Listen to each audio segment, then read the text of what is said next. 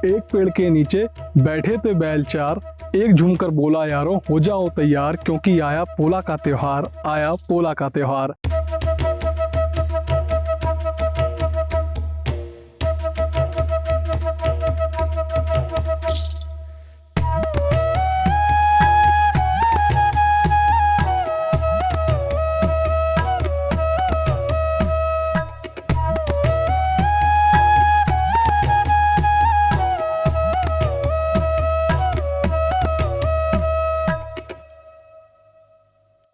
नमस्कार साथियों, जैसा कि आप जानते हैं कि भारत एक कृषि प्रधान देश है और यहाँ की हृदय स्थली में बसने वाला हमारा प्यारा छत्तीसगढ़, जिसे हम प्यार से धान का कटोरा भी कहते हैं, यहाँ पर कृषि को अच्छा बनाने के लिए पशुओं का योगदान बहुत रहता है।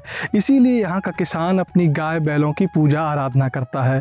पोला का त्यौहार इन्हीं दिनों में से एक है, जिस दिन किसान अपनी गाय बैलों की पूजा आराधना करता है और ख़ास तौर पर उनके साथ समय व्यतीत करता है। पोला का त्यौहार खास तौर पर महाराष्ट्र, छत्तीसगढ़ और मध्य प्रदेश में मनाया जाता है। आइए हम कुछ ऐसे रोचक इतिहास के बारे में जानते हैं। नंदी भगवान शिव का वाहन है और पौराणिक मान्यताओं के अनुसार आज के दिन भगवान शंकर के प्रिय वाहन नंदी प्रकट हुए थे। नंदी जी धैर्य और ध्यान के प्रतीक में पूजे जाते हैं। अगर हम सिंधु घाटी की मुद्राओं को देखें तो उनमें मुख्य आकृति भी बैलों की ही है, जिससे हमें पता चलता है कि हमारे पूर्वज मवेशियों के प्रति कितना आदर और सम्मान करते थे। और एक दिलचस्प बात यह भी है कि भारतीय मंदिरों में प्रवेश द्वार पर नंदी की प्रतिमा को रक्षा हेतु भी रखा जाता है। यह दिन बच्चों के लिए बहुत खास होता है। इस दिन बच्चों को विशेष लाड़ प्यार किया जाता है।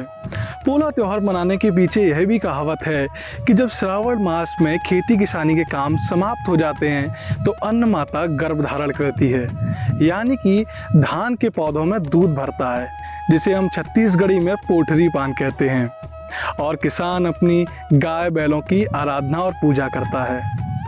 इस दिन मिट्टी के, लकड़ी के और लोहे के बैलों की पूजा की जाती है। इसके अलावा लकड़ी के और पीतल के घोड़ों की भी पूजा की जाती है। इसी के साथ साथ हमारे यहाँ चक्की की पूजा भी की जाती है। कहा जाता है कि पहले के ज़माने में घोड़े और बैल जीवनी को चलाने के लिए बहुत महत्वपूर्ण होते थे। इसी के साथ चक्की के द्वारा घर में गेहूँ भी पीसा जाता था।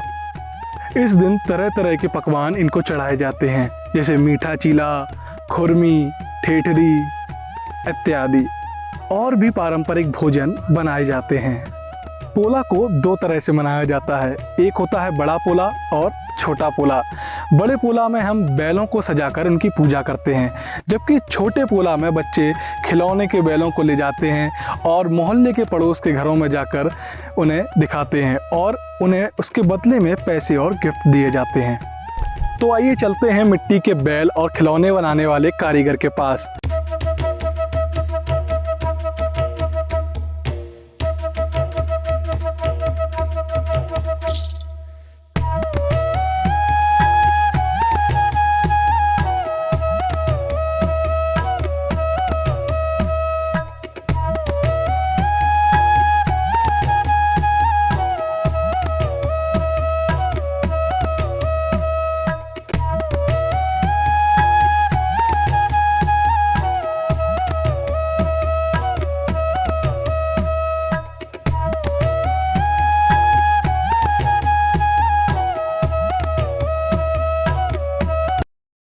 भैया, खिलौने बनाने की मिट्टी आप कहाँ से लाते हैं?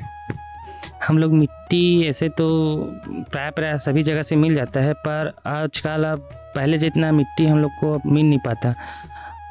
पोला के पर्व में जैसे मिट्टी के खिलौने मार्केट में बेचने जाते हैं, तो पहले के मुकाबले अब बच्चों में कितना उत्साह देखने को मिलता है?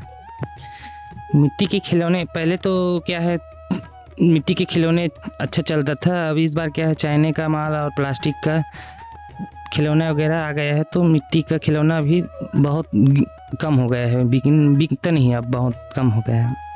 ऐसी भी मान्यता है कि पोला पर्व का नाम पोलासुर नामक राक्षस के वध के कारण पड़ा था। कहा जाता है कि द्वापर में भगवान श्री कृष्ण के वध हेतु उनके मामा कंस ने पोलासुर नामक राक्षस को गोकुल में भेजा था, जिसका भगवान कृष्ण ने अपने नन्हे हाथों से संहार कर दिया, जिसे देखकर सब अचंभित रह गए और उस दिन भादों की अमावस्या थी, जिसे हम पिठारी अमावस्या भी कहते हैं। तभी से उस दिन को पोला कहा जाने लगा। मध्य प्रदेश एवं छत्तीसगढ़ में बहुत सारी आदिवासी जातियां एवं जनजातियां रहती हैं। यहाँ के गांवों में पोला का त्यौहार बड़ी धूमधाम से मनाया जाता है।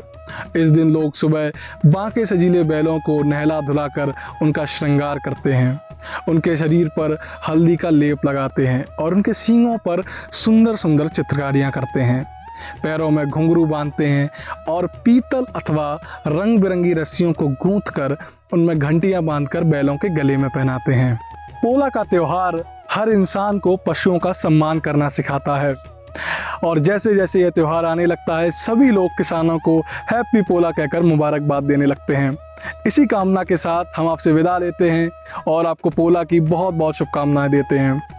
हम मिलेंगे अगली वीडियो में एक नए पर्व के साथ, एक नई कहानी के साथ। हमर चिन्हारी, हमर छत्तीसगढ़।